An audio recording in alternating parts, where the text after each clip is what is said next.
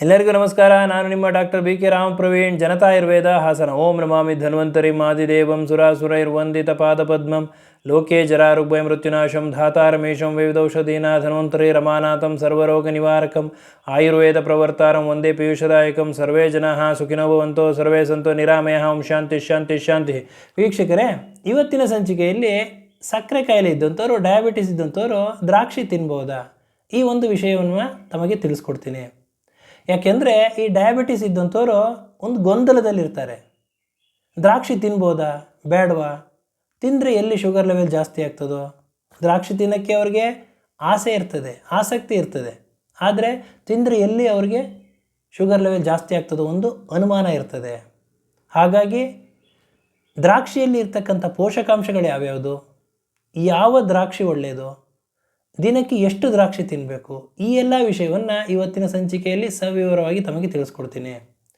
ದ್ರಾಕ್ಷಿಯಲ್ಲಿ ಹಲವಾರು ರೀತಿಯ ಪೋಷಕಾಂಶಗಳಿದೆ. ಪ್ರಮುಖವಾಗಿ ಫೈಬರ್ ಕಂಟೆಂಟ್, ನಾರಿನಂಶ ಇದೆ, vitamin C, vitamin B6, vitamin K, potassium, manganese, copper, ಹೀಗೆ ಹಲವಾರು ರೀತಿಯ ಪೋಷಕಾಂಶಗಳಿದೆ. ಈ ಪೋಷಕಾಂಶಗಳಿರೋದ್ರಿಂದ ನಮ್ಮ ಆರೋಗ್ಯವನ್ನು ಕಾಪಾಡಲು ತುಂಬಾ ಸಹಕಾರಿಯಾಗಿದೆ.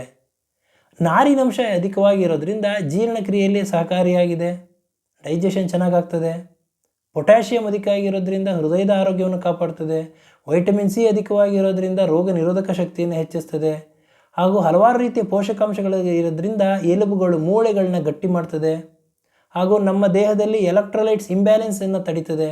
ಡಿಹೈಡ್ರೇಷನ್ ಆಗ್ತಾಯಿದ್ರೆ ಅದನ್ನೆಲ್ಲ ಈ ಸಮಸ್ಯೆಗಳನ್ನ ನಿವಾರಣೆ ಮಾಡ್ತದೆ.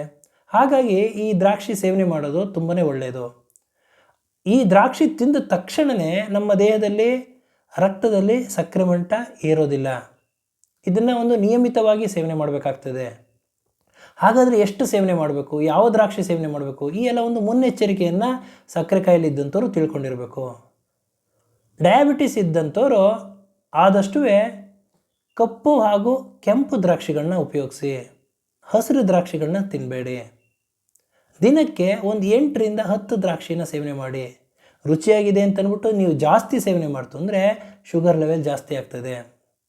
ಹಾಗಾಗಿ ನಿಯಮಿತವಾಗಿ ನೀವು ಈ ಹಣ್ಣುಗಳನ್ನ ಸೇವನೆ ಮಾಡೋದ್ರಿಂದ ನಿಮ್ಮ ದೇಹದಲ್ಲಿ ರೋಗ ನಿರೋಧಕ ಶಕ್ತಿ ಹೆಚ್ಚಿಸ್ತದೆ, ಜೀರ್ಣಕ್ರಿಯೆ ಸರಾಗವಾಗಿ ಆಗ್ತದೆ, ಹೃದಯದ ಆರೋಗ್ಯವನ್ನು ಕಾಪಾಡ್ತದೆ, ಎಲುಬುಗಳು ಗಟ್ಟಿಯಾಗ್ತದೆ ಅಂತ ಹೇಳ್ತಾ ಇವತ್ತಿನ ಈ ಒಂದು ಸಂಚಿಕೆಯನ್ನು ಮುಗಿಸ್ತಾ ಇದ್ದೀನಿ.